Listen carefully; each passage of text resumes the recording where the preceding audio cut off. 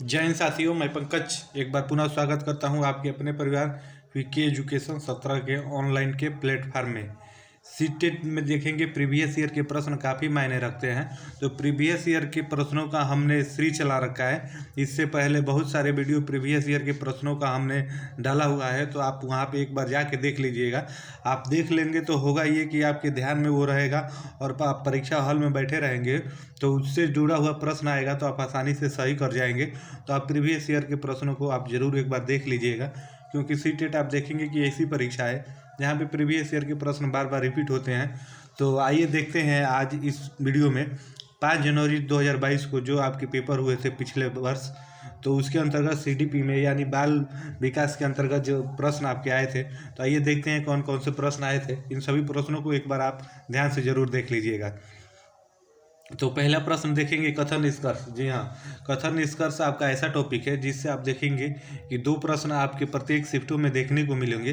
तो कथन निष्कर्ष काफ़ी महत्वपूर्ण हो जाता है। आप एक बार एक को अच्छे से समझ लेंगे तो आप देखेंगे कि इससे जुड़ा हुआ कोई भी कथन निष्कर्ष आएगा तो आप आसानी से सही कर ले जाएंगे। तो आइए इसको देखते हैं। तो आप देखेंगे पहले कथन में आपके यहाँ पे दिया हुआ है कि बच्चे के शारीरिक विकास में देरी के लिए पूरी तरह से उनकी आनुवंशिक बनावट को जिम्मेदार ठहराया जा सकता है। वही कारण में आप देखेंगे दिया है, बच्चों के शारीरिक विकास के लिए वंशानुगत कारण ही उत्तरदायी होता है। तो आप देखेंगे कि दोनों ये कथन आपके गलत देखने से ही, पढ़ने से ही, आप थोड़ा सा भी पढ़ें तो आपको समझ में आ जाना चाहिए कि आनुवंशिक बनावट शरीर की बनावट को नहीं जिम्मेदार ठहराया जा सकता। तो आपका ये भी कथन गलत है। और ये आप देखेंगे शारीरिक विकास के लिए वंशानुगत कारण ही उत्तरदायी है, ऐसा नहीं है, और भी कारण उसके उत्तरदायी होते हैं। तो आपका जिसमें दोनों गलत दिया रहेगा तो आपका वही विकल्प सही होगा। तो आप देखेंगे कि चौथा में दोनों ए और आर दोनों गलत दिया है, तो आपका ये सही हो जाएगा। तो इस प्रकार से आप देखेंगे कथन निष्कर्ष के आपके प्रश्न आते हैं। आइए दूसरे प्रश्न को देखते हैं। तो दूसरे प्रश्न में देखेंगे पूछा है, निम्नलिखित में से कौन सा सूक्ष्म कौशल के उपयोग का एक उदाहरण है। सूक्ष्म कौशल का उदाहरण आपके बताना है। तो जो आप देखेंगे घसीट कर लिखना है, यही आपको डायरेक्ट आप सूक्ष्म कौशल का उदाहरण है, आप ऐसे समझ सकते हैं। ये जो आपका चलना कूदना, ये दौड़ना दिया है, आप देखेंगे ये नहीं तीनों होगा, तो आपका ये घसीट कर लिखना आप आसानी से इसे लगा देंगे। ऐसे ही प्रश्न आप देखेंगे सीटेट में आपके प्रीवियस वर्षों में आए हैं। आइए यहाँ पे अगले प्रश्न को देखते हैं। इनमें से कौन सा बच्चा मध्य बाल अवस्था में होगा, आपको इसमें से ये बताना है कि इसमें कौन सा बच्चा मध्य बाल्य अवस्था में होगा। एक बच्चा जो सामाजिक भूमिकाओं की नकल करना शुरू कर रहा है काल्पनिक खेल के मैदान के दौरान। काल्पनिक खेल का मैदान ये आप देखेंगे मध्य बाल्य अवस्था के अंतर्गत नहीं आता है, तो आपका ये विकल्प सही नहीं होगा। आइए वही दूसरे विकल्प की बात करें। तो एक बच्चा जिसने नियमों के अर्थ की समझ विकसित कर ली है और तर्क कर सकता है। जी हाँ, मध्य बाल्य अवस्था में आप देखेंगे तर्क करने की आपकी क्षमता विकसित हो जाती है। तो यही विकल्प आपका सही होगा, तर्क करने की क्षमता विकसित हो जाती है इस अवस्था में आके। तो आपका विकल्प 2 सही हो जाएगा। आइए अगले प्रश्न को देखते हैं। तो इसमें देखेंगे पूछा है, फिल्मों और विज्ञापनों के व्यवहार से जेंडर उपयुक्त तरीकों के बारे में बहुत संकेत मिलते हैं। यह समाजीकरण की संस्था के रूप में भूमिका का प्रकाश डालता है। आपको ये बताना है किस भूमिका के रूप में प्रकाश डालता है। तो आप देखेंगे कि जहाँ विज्ञापन की बात आ गई, एक तो मीडिया हो गया और आप ये देखेंगे द्वितीय के अंतर्गत आ जाएगा। तो ये आपका मीडिया और द्वितीय यानी दूसरा विकल्प आपका इसमें सही हो जाएगा। तो इस प्रकार के प्रश्न आप देखेंगे आपके बनते हैं। आइए वही अगले प्रश्न को देखते हैं। तो अगले प्रश्न में देखेंगे आपसे पूछा है कि पूर्व संक्रियात्मक अवस्था में कौन सी संज्ञानात्मक क्षमता आती है। आपको वो क्षमता बताना है कौन सी क्षमता आती है। तो अमूर्त सोच की क्षमता, तो अमूर्त सोच की क्षमता आप देखेंगे पूर्व संक्रियात्मक अवस्था में नहीं आती है, तो ये आपका नहीं होगा। पूर्व संक्रियात्मक अवस्था में आप देखेंगे लक्ष्य निर्देशित व्यवहार की क्षमता जो होती है इसमें आपकी विकसित हो जाती है। तो आप देखेंगे कि जो पियाजे जी है, पियाजे द्वारा पूर्व संक्रियात्मक अवस्था यानी 2 से 7 वर्ष को ही माना जाता है। तो इस अवस्था में ही आप देखेंगे परिमाणात्मक जो होता है विचार उत्पन्न होने लगते हैं और बच्चे के अहम केंद्रिता व नकल की भावना आप देखेंगे अनुकरण करने की प्रवृत्ति उत्पन्न हो जाती है। तो आप देखेंगे वही इसमें होगा आपका लक्ष्य निर्देशित व्यवहार की क्षमता वो आ जाती है। तो आपका इसमें विकल्प 2 सही हो जाएगा।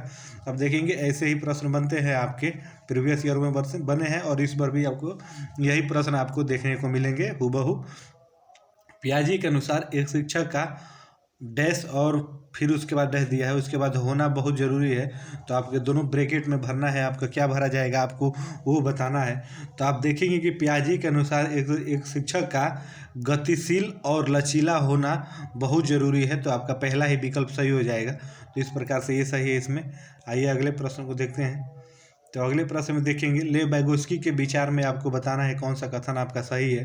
संज्ञान भाषा से स्वतंत्र होता है, क्या यह कथन आपका सही है कि संज्ञानात्मक विकास भाषा के विकास को निर्देशित करता है।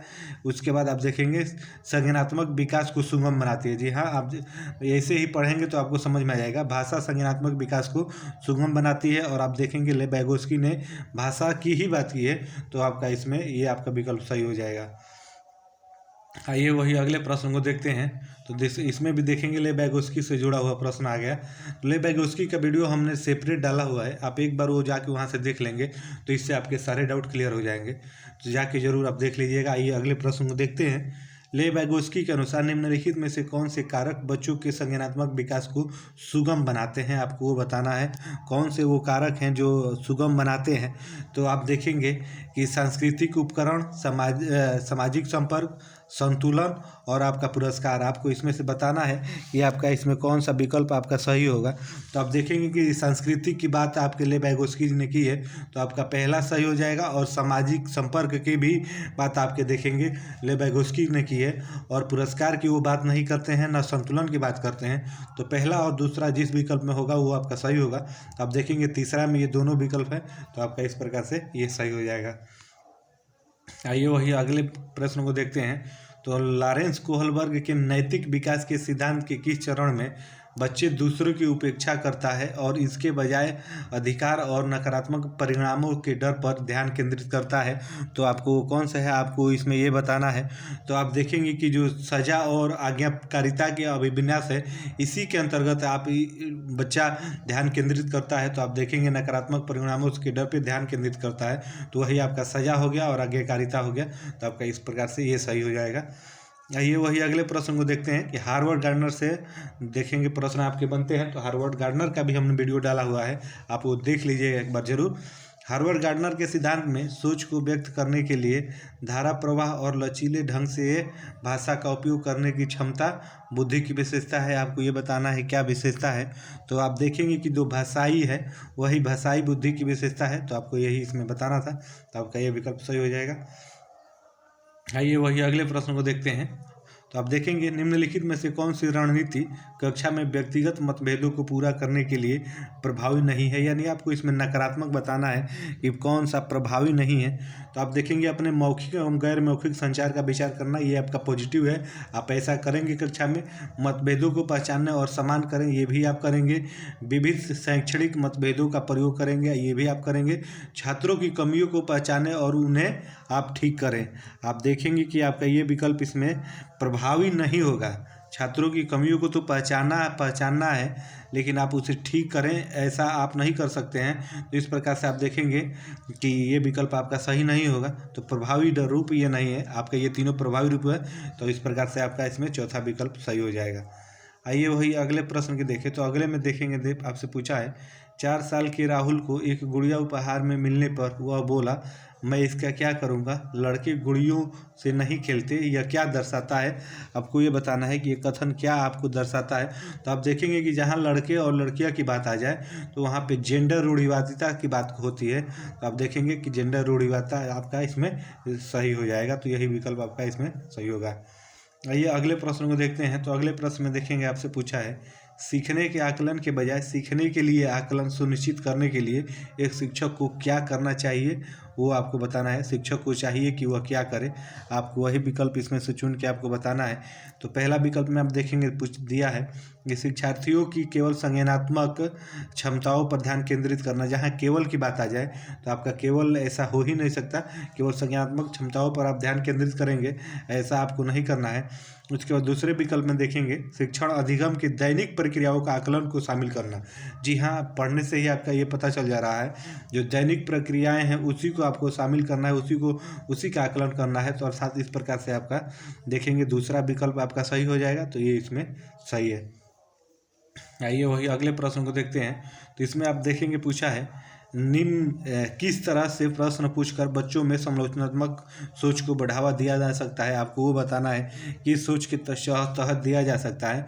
तो वन अधिकार अधिनियम किस वर्ष पारित हुआ, इस प्रकार से किया गया था, ऐसा प्रश्न आप नहीं पूछेंगे। उसके बाद त्रिभुज के तीनों कोणों का योग क्या होगा, ये भी प्रश्न आप देखेंगे नहीं हुआ, अभिसारी के अंतर्गत आ जाएगा। तो इस प्रकार से आप देखेंगे तीसरे विकल्प में कि पृथ्वी के वायुमंडल में विभिन्न परतों के नाम लिखिए, ये भी आप नहीं करेंगे। उसके बाद जो आप देखेंगे एक ही विकल्प बचा चौथा, तो आप चौथा को आप आसानी से लगा देंगे। अब और देखेंगे अगर इसमें समझ में नहीं आ रहा है तो वैसे भी आपका ये चौथा वाला विकल्प बड़ा है, तो आपको अगर कुछ समझ में ना आए तो बड़ा वाला लगा दीजिएगा, आपका वो विकल्प सही हो जाएगा। आइए वही अगले प्रश्न की बात करें। तो अगले में देखेंगे एक समावेशी व्यवस्था में कौन सी किसकी ज़रूरतों के अनुसार यथोचित संयोजन करता है, आपको बताना है यथोन कौन करता है। तो आप देखेंगे कि पहला अभिभावक स्कूलों की ज़रूरतों के अनुसार, तो ये आपका नहीं होगा। आप देखेंगे स्कूल छात्रों की ज़रूरत के अनुसार, जी हाँ, जहाँ पे छात्रों की ज़रूरत के अनुसार बात आ जाए तो आपका पॉजिटिव सकारात्मक होता है, तो आपका वह विकल्प सही होगा। आइए अगले प्रश्न को देखते हैं। वे छात्र जिन्हें है उन्हें पाठ पढ़ने और लंबे अंशों को समझने में लगातार चुनौतियों का सामना करना पड़ता है, तो उससे आप क्या कहेंगे, आपको ये इसमें बताना है। तो आप देखेंगे कि जो पठन वैकल्य पढ़ने की बात कह रही है, तो आपका पठन वैकल्य से जुड़ा हुआ है, तो आपका ये विकल्प इसमें सही हो जाएगा। आइए वही अगले प्रश्न की बात करें। तो अगले में देखेंगे सुविधाहीन व वंचित समूहों के शिक्षार्थियों को संबोधित करने के लिए एक शिक्षक को क्या करना चाहिए, आपको ये बताना है कि शिक्षक को क्या करना चाहिए। तो सभी छात्रों को अपनत्व की भावना को बढ़ावा देना चाहिए। जी हाँ, पहला ही विकल्प आप देखेंगे पॉजिटिव है, बढ़ावा देना चाहिए भावना को, तो इसलिए आपका ये विकल्प इसमें सही होगा। आइए वही अगले 19वें की बात करें। तो 19वें में देखेंगे पूछा है विविध आवश्यकताओं वाले शिक्षार्थियों वाली कक्षा में शिक्षक को निम्नलिखित के लिए विकल्प उपलब्ध नहीं करने चाहिए। आपको इसमें यह बताना है कि विविध आवश्यकता वाले शिक्षार्थी वाली कक्षा में एक शिक्षक को निम्नलिखित के लिए विकल्प उपलब्ध नहीं करने चाहिए, आपको वो उसमें बताना, नहीं के रूप में आपको बताना है। तो आप देखेंगे शिक्षार्थियों में रूढ़िवादिता की जहाँ पे भी बात आ जाए तो वो आपका नेगेटिव हो जाएगा, तो इसमें आप देखेंगे यही आपका विकल्प हो जाएगा। आइए वही अगले प्रश्न को देखते हैं। तो अगले में देखेंगे दिव्यांग छात्रों की शिक्षा के संदर्भ में निम्नलिखित में से किस प्रावधान को राष्ट्रीय शिक्षा नीति 2020 द्वारा बढ़ावा नहीं दिया गया है। बढ़ावा नहीं दिया गया है अर्थात आपका जो नेगेटिव है आपको वो बताना है, किसको बढ़ावा नहीं दिया गया है। तो अनिवार्य विशेष शिक्षा, आप देखेंगे डायरेक्ट विकल्प को देखेंगे, अनिवार्य जो विशेष शिक्षा है इसका बढ़ावा नहीं दिया जाता है। और आप देखेंगे उपयुक्त इमारती ढांचा, इसका है इमारत आपकी अच्छी होनी चाहिए, तभी आपको बच्चे को उसके समावेशन यानी उसके अनुसार माहौल बना पाएंगे। तो आपका ये है, यही होगा इसमें तीसरा विकल्प, अनिवार्य विशेष शिक्षा, इसका बढ़ावा आपको नहीं देना है। आइए वही अगले प्रश्न को देख लेते हैं। तो इसमें देखेंगे बच्चे किस तरह सीखते हैं, आपको वो बताना है। बच्चे जो होते हैं किस तरह आपके सीखते हैं, पढ़कर, सुनकर, देखकर, क्रिया करके। तो आप देखेंगे कि ये चारों आपका सही है, पढ़ते भी हैं, सुनते भी हैं, देखकर भी, सीखकर भी। तो अर्थात आपका चौथा विकल्प सही हो जाएगा जिसमें चारों आपका दिया रहेगा। उसके बाद अगले की देखेंगे कथन निष्कर्ष। 2 प्रश्न आपके प्रत्येक शिफ्ट में आना एकदम कन्फर्म है, ये आप मान के चलिए। आइए देखते हैं किसको। तो देखेंगे यह महत्वपूर्ण है कि विद्यार्थियों को अपने स्वयं के अधिगम पर कुछ नियंत्रण करने की अनुमति दी जाए। तो वहीं तर्क में देखेंगे कि दिया है अपने अधिगम पर नियंत्रण करने से विद्यार्थियों को यह निर्णय लेने में मदद मिलती है कि क्या सीखना है और कैसे सीखना है। सही विकल्प आपको इसमें से चुन के बताना है कि आपका सही विकल्प कौन सा है।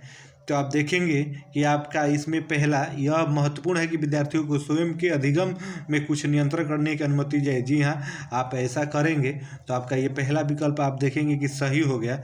वही अब दूसरे के देखेंगे तो अपने अधिगम पर नियंत्रण करने के लिए विद्यार्थियों को निर्णय लेने में मदद मिलती है कि क्या सीखना है और कैसे सीखना है। तो ये भी आपका विकल्प सही हो जाएगा। और देखेंगे कि मदद लेने और क्या सीखना है, कैसे सीखना है, इसी में ये वाला आपका जो है निहित है। तो आप देखेंगे कि ये इस प्रकार से इसका विकल्प बनेगा कि ए और आर दोनों सही है। आर सही व्याख्या करता है आपकी ए की, तो इसलिए आपका पहला ही विकल्प सही हो जाएगा। तो इस प्रकार से आप देखेंगे ये प्रश्न था। आइए वही अगले प्रश्न को देखते हैं। तो एक शिक्षक को उन गतिविधियों को बढ़ावा देना चाहिए जो अस्पष्ट, सांस्कृतिक रूप से उपयुक्त, अत्यंत जटिल, अर्थहीन। आपको इसमें से ये बताना है कि कौन सा विकल्प इसमें आपका सही होगा। तो आप देखेंगे कि इसको देखते ही आप स्पष्ट हो जा रहा है कि आपका कौन सा विकल्प इसमें सही होगा। सांस्कृतिक रूप से उपयुक्त आपका यह विकल्प सही होगा, और तीनों आप देखेंगे नकारात्मक आपके लग रहे हैं, इसमें आपका दूसरा विकल्प सही हो जाएगा। आइए अगले 24 को देखते हैं। तो इसमें आप देखेंगे एक शिक्षक को ऐसी गतिविधियों की रूपरेखा तैयार करनी चाहिए जो बढ़ावा दे। किसका बढ़ावा दे आपको वो इसमें बताना है।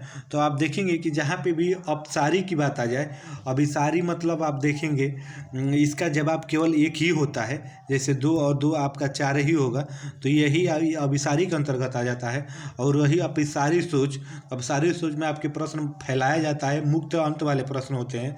जैसे पूछ दे कि उन 2 संख्याओं को बताइए जिसका योग 10 है, तो आप देखेंगे कि 5 + 5 भी 10 हो जाएगा, उसके बाद 6 + 4 भी आपका 10 हो जाएगा, 2 + 8 भी 10 हो जाएगा। तो आप इसका बढ़ावा देंगे तो आप देखेंगे कि इसमें आपका तीसरा विकल्प सही हो जाएगा। आइए वही अगले प्रश्न को देख लेते हैं। तो अगले में देखेंगे, आपसे पूछा है समकालीन सिद्धांतकारों के अनुसार सीखना प्राथमिक रूप से एक है, क्या है आपको वो बताना है। तो आप देखेंगे कि एक सामाजिक गतिविधि है, तो आपका इसमें सामाजिक हो जाएगा, तो ये आपका विकल्प इसमें सही था। आइए वही अगले को देखते हैं। यहाँ पे भी देखिए एक और कथन निष्कर्ष का प्रश्न आ गया। तो इसमें आप देखेंगे एक शिक्षक को छात्र के बीच समस्या समाधान रणनीतियों के विकास की सुविधा प्रदान करनी चाहिए। वही तर्क में आप देखेंगे दिया है कि समस्या समाधान की रणनीतियाँ अधिगम में सुधार करती है और समालोचनात्मक चिंतन को बढ़ाती है। तो आपको बताना है कि इसमें आपका कौन सा विकल्प सही होगा। तो आप देखेंगे कि इसमें भी ये आपका सही विकल्प है, ये भी सही है। आप पढ़ेंगे तो आपको खुद लगेगा कि ये भी सही है। और आप रणनीतियाँ में बढ़ावा चिंतन, समालोचना चिंतन की बात आ जाए तो भी आपका देखेंगे पॉजिटिव है, तो आपका दोनों सही है। और इसमें जो आर है आप देखेंगे एक ही निहित अंदर निहित है, तो इसलिए आपका ये विकल्प इसमें भी सही हो जाएगा कि ये और आर दोनों सही है। आर सही व्याख्या करता है एक ही, तो इस प्रकार से आपका ये इसमें विकल्प होगा। वही अगले प्रश्न के देखें तो छात्रों के बीच भ्रांतियों महत्वपूर्ण है, क्यों भ्रांतियाँ महत्वपूर्ण है आपको इसमें ये बताना है। तो आप देखेंगे कि भ्रांतियों को आप निर्मित करना, आप भ्रांति निर्मित कभी नहीं करेंगे छात्रों के बीच में। आप अनदेखा भी भ्रांतियों को कभी नहीं कर सकते। आपको प्रचारित भ्रांतियों को नहीं करना है, आपको भ्रांतियों को पहचानना है। जी हाँ, आप भ्रांति को जब तक पहचानेंगे नहीं तब तक दूर कैसे करेंगे, इसलिए आपका विकल्प इसमें ये सही हो जाएगा। तो आइए वही अगले प्रश्न को देखते हैं। तो अगले में देखेंगे छात्रों में भय का भाव अधिगम में काफ़ी सुधार करता है, कि अधिगम के लिए हानिकारक होता है, कि अधिगम के लिए आवश्यक है, कि अधिगम पर कोई प्रभाव नहीं डालता है। आपको इसमें से ये बताना है कि इसमें कौन सा विकल्प सही होगा। तो आप देखेंगे कि ये अधिगम के लिए हानिकारक है, छात्रों के बीच में भाव रहेगा तो उसमें आप देखेंगे उस स्थिति में छात्र कुछ नहीं सीख पाएंगे, तो इसलिए आप देखेंगे अधिगम के रूप में ये हानिकारक है, आपका यह विकल्प इसमें सही होगा। आइए अगले प्रश्न को देखें। तो इस प्रश्न में आप देखेंगे, आपसे पूछा है कि निम्नलिखित में से कौन सा विकल्प छात्रों को महारत हासिल करने हेतु सीखने के लिए प्रेरित करता है, आपको इसमें ये बताना है। आप देखेंगे योग की पहचान, प्रसिद्धि की पहचान, उसके बाद आप देखेंगे आपके 2 विकल्प दिए हुए हैं, आपको इसमें से बताना है। तो आप देखेंगे कि जो आपका योग्यता है, योग्यता की ही पहचान करेंगे। इसमें आपके 2 ही विकल्प हैं। तो योग्यता की चाह, निम्नलिखित में से कौन सा विकल्प छात्रों की महारत हासिल करने हेतु सीखने के लिए प्रेरित करता है, वही योग्यता की चाह ही प्रेरित करता है। जिस भी छात्र में योग्यता की चाह आ जाएगी वो देखेंगे अंदर से प्रेरित हो जाएगा, तो इसलिए आपका यही विकल्प इसमें सही हो जाएगा। आइए वही अगले प्रश्न को देखें। तो इसमें देखेंगे अर्थपूर्ण अधिगम में इसको सुसाध्य करने के लिए एक शिक्षिका को क्या करना चाहिए। अर्थपूर्ण अधिगम को सुधार करने के लिए एक शिक्षिका को क्या करना चाहिए, आपको वो बताना है। अब देखेंगे छात्रों के बीच सहयोग को हतोत्साहित की जहाँ बात आ गई तो आपका वो नकारात्मक हो जाएगा। छात्रों के बीच प्रतिस्पर्धा को प्रोत्साहित करना चाहिए, वही आइए आगे विकल्प देख लेते हैं। विषय रटने की बात आ जाए तो ये आपका होगा नहीं। संप्रदायों की समझ को महत्व देना, जी हाँ देखिए यहाँ पे ये विकल्प आ गया, ये भी हो सकता था, ये भी हो सकता था, लेकिन अगर दोनों विकल्पों की तुलना करेंगे तो इसमें संप्रदायों की समझ को महत्व देना ये महत्वपूर्ण है, उससे ये तगड़ा है, तो आपका ये विकल्प सही हो जाएगा। तो ये थे आपके 5 जनवरी 2022 को आपका जो पेपर हुआ था पिछले वर्ष टेट का। तो उसके अंतर्गत बाल विकास एवं शिक्षा शास्त्र यानी CDP के अंतर्गत कौन कौन से प्रश्न आए थे, उन सभी 30 महत्वपूर्ण प्रश्नों को हमने इस वीडियो में लिया। तो इससे पहले भी हमने काफ़ी वीडियो डाला हुआ है CDP का, अलग अलग आपका बना के छोटी छोटी वीडियो, वो आप एक बार देख लेंगे तो आप देखेंगे कि आपके लिए काफ़ी फायदेमंद होगा। तो आप ज़रूर वहाँ से आपके जाके देख लीजिएगा। तो फिर मिलते हैं नेक्स्ट वीडियो में, तब तक के लिए आप सभी को जय हिंद, धन्यवाद।